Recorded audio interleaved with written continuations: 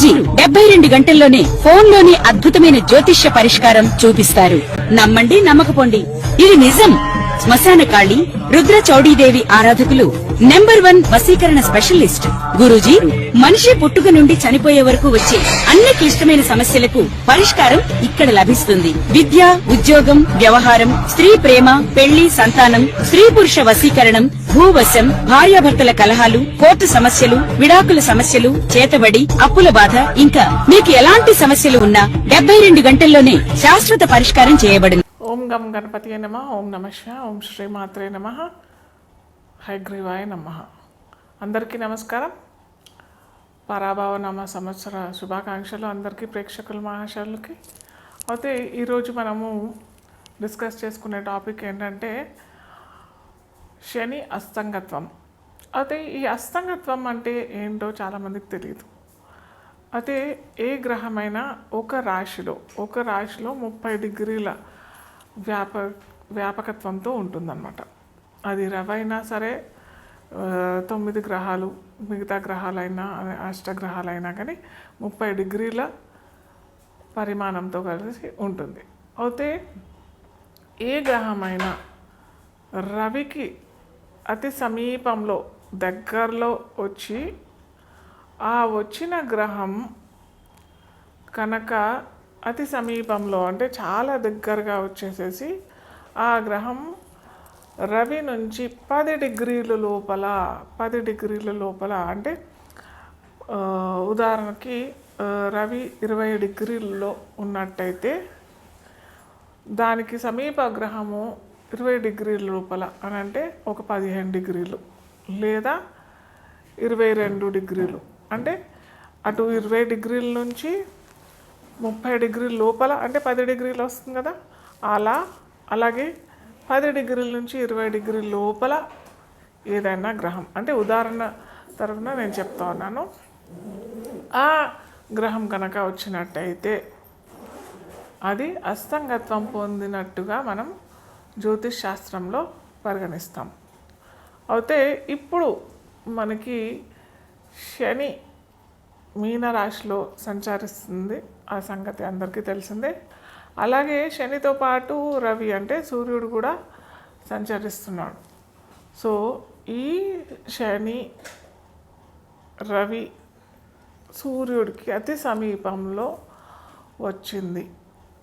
ఈ వచ్చిన ఈ దాన్ని మనం ఏమంటామంటే ఇంతకుముందు చెప్పుకున్నాం కదా, 10 డిగ్రీల లోపల వచ్చినట్టయితే దాన్ని అస్తంగత్వం పొందుతుంది అని అంటాం. సో ఇప్పుడు శని రవి అతి సమీపంలో 10 డిగ్రీల లోపల మనకి రవి సంచారం శని పైన మీనరాశిలో జరుగుతుంది. అది ఏ సమయంలో ఉందంటే మార్చి 8వ తారీఖు నుంచి ఏప్రిల్ 22, 2026 దాకా ఈ సంగత్వం, ఈ రవి సంచారం అనేది జరుగుతూ ఉంది.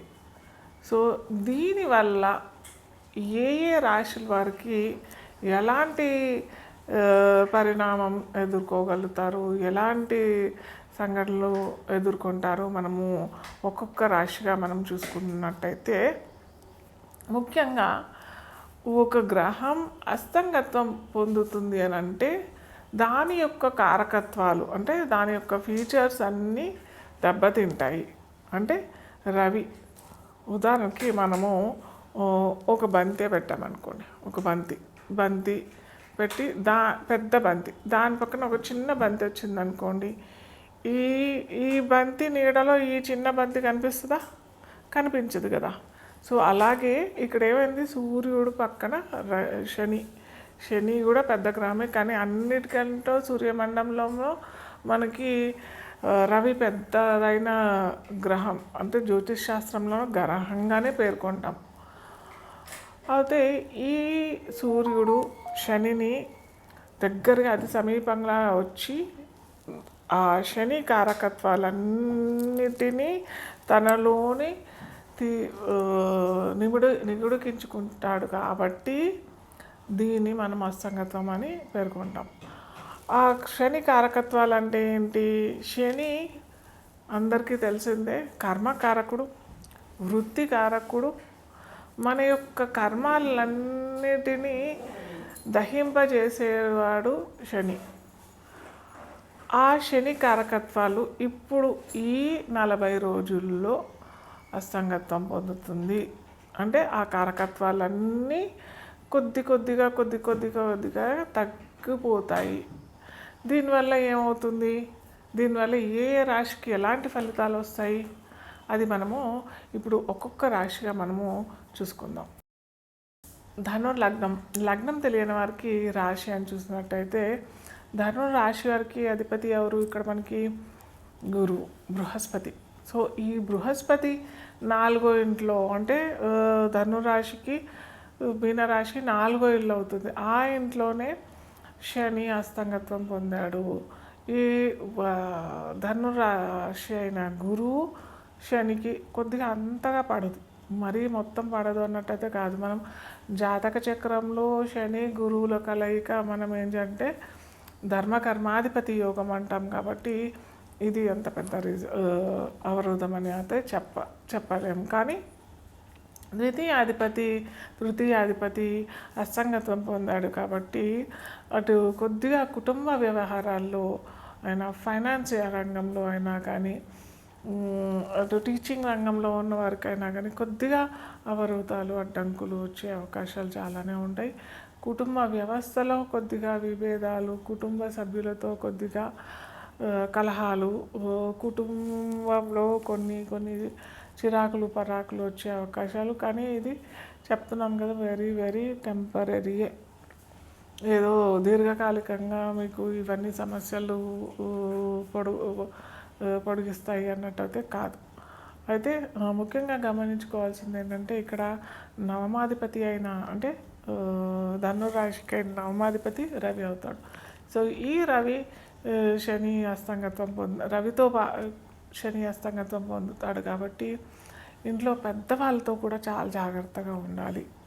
ముఖ్యంగా తాతగారైనా కానీ, మామయ్య గారు, తండ్రిగా, ఈ స్థానంలో గురుస్థానంలో ఉన్న వ్యక్తులతోని కొద్దిగా జాగ్రత్తగా ఉంటే చాలా మంచిది. వారితో ముఖ్యంగా విభేదాలు వచ్చే అవకాశాలు అయితే ఉంటాయి.